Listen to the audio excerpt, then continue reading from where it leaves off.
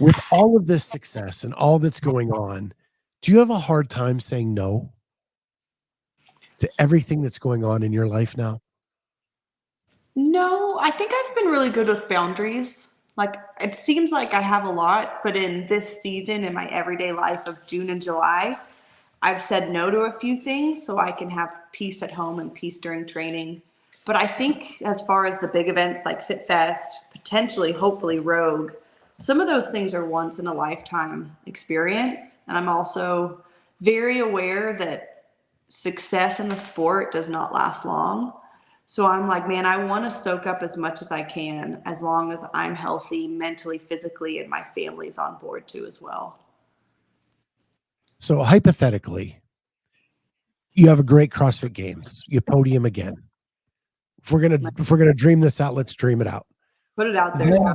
Then you finish that, so that gives you the automatic bid to Rogue. Right. You have the Wodapalooza SoCal with North America versus the world.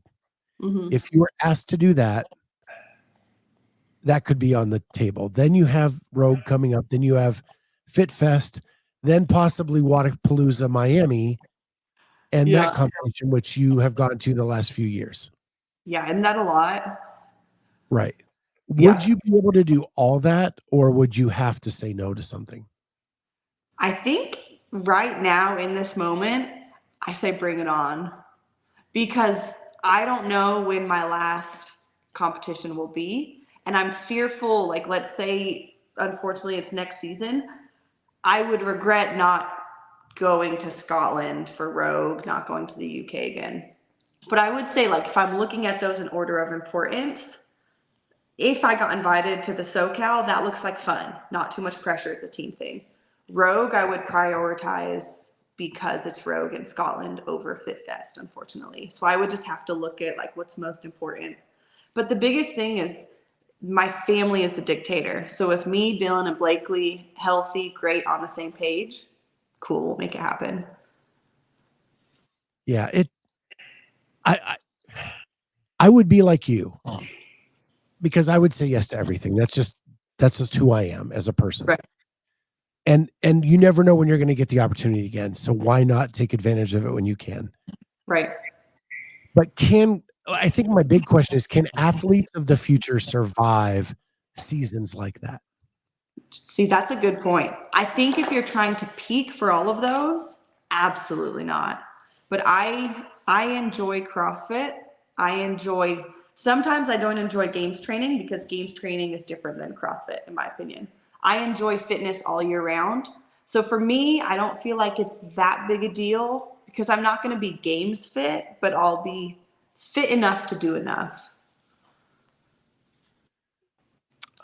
Here's a good question.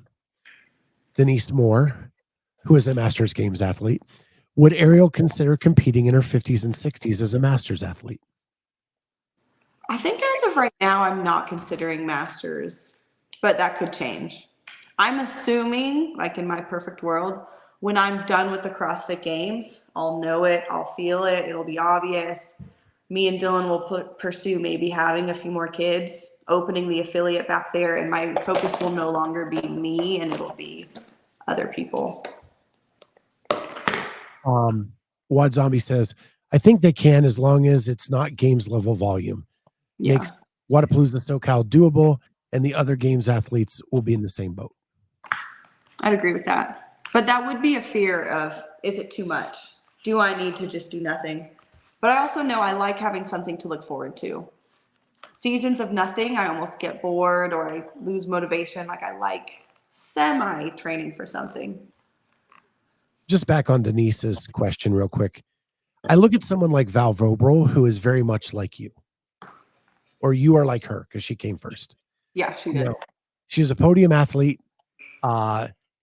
She's a teacher full-time, mother, and then she kind of walked away from the sport for a little bit. And now this year she's coming back in the 40 to 44-year-old division. Fun. So, like, I could see you doing that. Like, doing the things, be the mom, take that time, and then like 10 years down the road going, hey, let's take a swing. Yeah, I think that'd be fun. I'd like to still be involved in CrossFit in some capacity, whatever that looks like.